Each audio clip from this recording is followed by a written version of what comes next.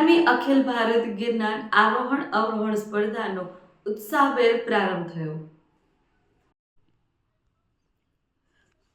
જૂનાગઢમાં 18મી અખિલ ભારત ગિરનાર આરોહણ અવરોહણ સ્પર્ધાનો આજે પહેલી સવારે ખુશનુમા વાતાવરણમાં ઉત્સાહભેર પ્રારંભ થયો છે।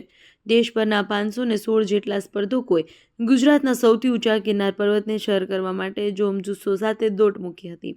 આ અખિલ ભારતીય ગિરનાર આરોહણ અવરોહણ સ્પર્ધાનો મેયર ધર્મેશભાઈ પોશિયા, કલેક્ટર અનિલકુમાર રણાવસિયા, ધારાસભ્ય Sanjaybhai Kordiya, deputy mayor Akashbhai Katara, standing committee chairperson Pallaviben Thakar, commissioner Tejas Parmar, જિલ્લા પોલીસ વડા સુબોધ ઓડેદરા, દંડક કલ્પેશ અજવાણી, પ્રાંત અધિકારી ચરણસિંહ ગોહલ, અગ્રણી યોગેશ પઢિયાર, જિલ્લા યુવા વિકાસ અધિકારી નીતાબેન વાડા સહિત મહાનુભાવોએ આકાશમાં તિરંગો બલૂન ફ્લાય કરી ફ્લેગ ઓફ આપી સ્પર્ધાનો શુભારંભ કરાવ્યો છે।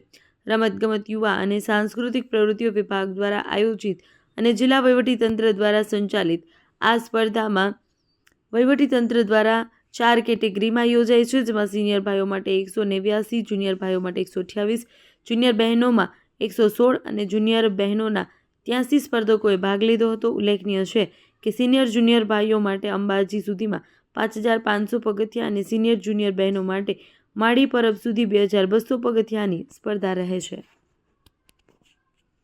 આજે રાષ્ટ્રીય સ્તરની ગિરનાર આરોહણ અવરોહણ સ્પર્ધાનું આયોજન કરવામાં આવ્યું હતું। 2008થી શરૂ થયેલી આ સ્પર્ધાનું આજે 18મું સંસ્કરણ હતું, જેમાં 516 જેટલા સ્પર્ધકોએ ભાગ લીધો હતો।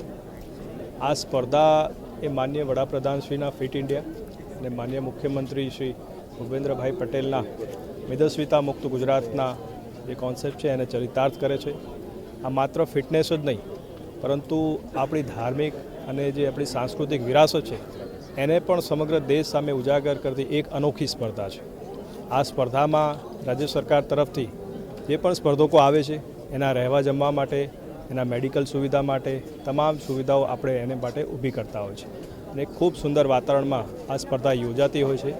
સ્પર્ધકો મોટે ભાગે લગભગ 53થી લઈને 55 મિનિટ સુધીમાં 5500 પગથિયા જે છે આ પૂર્ણ કરતા હોય છે અને બહેનો 2200 પગથિયાની જે કોમ્પિટિશન છે પૂર્ણ કરતી હોય છે।